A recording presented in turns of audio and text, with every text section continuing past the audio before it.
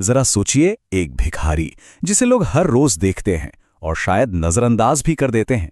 क्या हो अगर उसकी असलियत कुछ ऐसी निकले जो पूरे शहर को हिलाकर रख दे।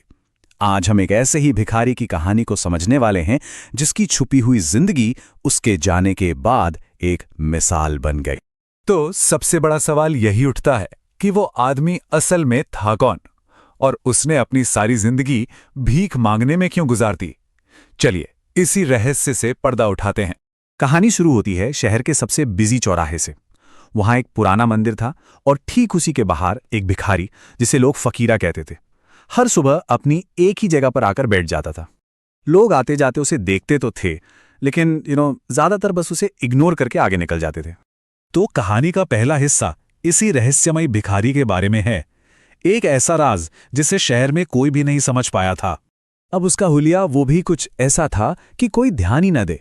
मैले कुचैले, फटे पुराने कपड़े, बड़ी हुई दाढ़ी और हाथ में बस एक जंग लगा हुआ कटोरा। पर अजीब बात यह थी कि वो कभी किसी से कुछ मांगता नहीं था, चुपचाप बैठा रहता। अब कुछ लोग उसके कटोरे में सिक्के डाल देते तो कुछ उसे घूंद कर आगे बढ़ जाते और कुछ तो ताना भी मारते थे कि अरे हट्टा कट्टा है, काम क्यों नहीं करता। पर फकीरा वो बस चुप रहता था। उसका ना एक पक्का नियम था, जैसे ही उसका कटोरा सिक्कों से भरता वो फौरन वहां से उठता और शहर की तंग गलियों में कहीं गायब हो जाता था। ये उसका रोज का रूटीन था। लेकिन यही अजीब रूटीन एक छोटे से लड़के के मन में कई सवाल पैदा करने वाला था। तो चलिए अब कहानी के उस हिस्से में चलते हैं जहां इस पर्दे के पीछे का सच सामने आता है। और ये सच सामने लाता है एक छोटा सा लड़का, रघु महज 12 साल का एक लड़का था। बेचारा गरीब था, खुद तो कभी स्कूल जा नहीं पाया, कचरा बीनकर अपना गुजारा करता था। उसे फकीरा का ये रोज का आना और फिर अचानक गायब हो जाना बड़ा अजीब लगता था। तो एक दिन उसने हिम्मत जुटाई और उसका पीछा करने का फैसला कर लिया। रघु के दिमाग में बस एक ही सवाल घूम रहा था, आखिर ये आदमी इन सारे पैसों का करता क्या है। और इसी सवाल का जवाब उसे एक ऐसी दुनिया में ले जाने वाला था जिसके बारे में उसने कभी सोचा भी नहीं होगा। और पता है सच क्या निकला? यकीन करना मुश्किल है। फकीरा एक पुरानी टूटी फूटी सी इमारत में घुसा। रघु ने जब अंदर झांका तो देखा कि वहां करीब 60 से 70 अनाथ बच्चे पढ़ रहे थे। मतलब फकीरा अपनी भीख के पैसों से उन बच्चों के लिए एक सीक्रेट स्कूल चला रहा था। रघु ने जब खिड़की से अंदर झांका ना तो वो हैरान रह गया। अंदर बच्चों के कपड़े भले ही फटे पुराने थे, लेकिन उनके चेहरों पर एक अलग ही चमक थी, एक खुशी थी। वो सब पढ़ना लिखना सीख रहे थे और फकीरा वो अपनी दिन भर की कमाई एक बूढ़ी औरत को दे रहा था ताकि इन बच्चों की पढ़ाई का खर्चा चलता रहे। तो अब कहानी उस मोड़ पर आ जाती है जहां फकीरा की असली पहचान, एक करोड़पति का अतीत, सबके सामने आने वाला था। अगले दिन रघु ने हिम्मत जुटाई और सीधा फकीरा के पास पहुंच गया। उसने पूछा, आप कौन हैं और ये सब क्यों कर रहे हैं? पहले तो फकीरा कुछ नहीं बोला, बस चुप रहा। लेकिन फिर उसने एक गहरी सांस ली और कहा, मेरा असली नाम रणवीर सिंह है। और ये नाम सुनते ही कहानी पूरी तरह पलट गई। जरा ये फर्क देखिए, एक तरफ था भिखारी फकीरा, गंदे कपड़े, हाथ में कटोरा और एक गुमनाम जिंदगी, और दूसरी तरफ था रणवीर सिंह, जो कभी इसी शहर का सबसे बड़ा बिजनेसमैन था। बड़ी हवेली, महंगी गाड़ियां, करोड़ों की जायदाद, क्या नहीं था उसके पास। तो सवाल फिर वही कि आखिर इतना अमीर आदमी भिखारी क्यों बना? रणवीर ने अपनी कहानी बताई। कुछ साल पहले उसने अपने लालच में आकर शहर के एक अनाथालय की जमीन हड़प ली थी और वहां एक फैक्ट्री बना दी। लेकिन फैक्ट्री खुलने के कुछ ही दिन बाद उसमें आग लग गई और उस आग में दर्जनों अनाथ बच्चे जलकर मर गए।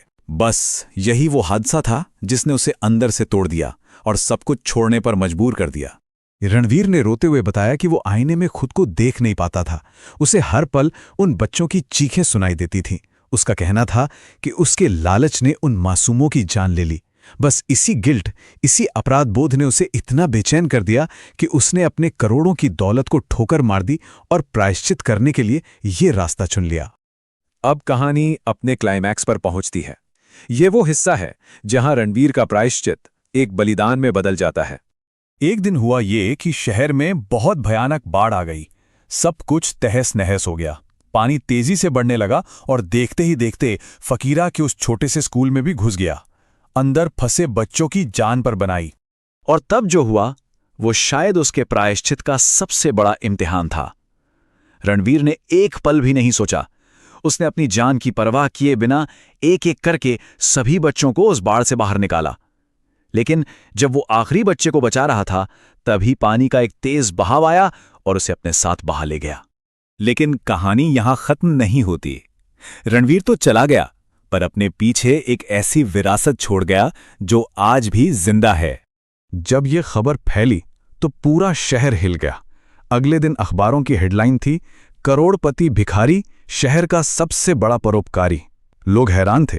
जिस आदमी को वो रोज ताने मारते थे, जिसे एक मामूली भिखारी समझते थे, वो असल में शहर का सबसे बड़ा हीरो निकला। रणवीर को जब अस्पताल लाया गया तो उसकी हालत बहुत नाजुक थी। डॉक्टरों ने जवाब दे दिया था। अपनी आखिरी सांसें लेते हुए उसने बस एक ही इच्छा जताई कि मेरे मरने के बाद मेरी ये पहचान खत्म मत होने देना, इस स्कूल को हमेशा चलाना, इसे और आगे बढ़ाना।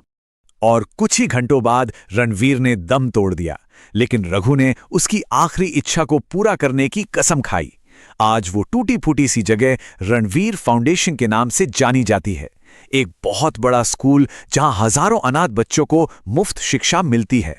तो इस पूरी कहानी का सबक क्या है? शायद यही कि असली हीरो वो नहीं होता जो अखबारों की सुर्खियों में रहता है, बल्कि वो होता है जो चुपचाप गुमनाम रहकर हजारों जिंदगियों को बदल देता है। रणवीर तो इस दुनिया से चला गया, लेकिन उसकी कहानी आज भी लोगों को प्रेरणा देती है। और ये कहानी एक सवाल भी छोड़ जाती है कि हमारी नज़र में एक असली हीरो की परिभाषा क्या है? कौन होता है एक असली हीरो?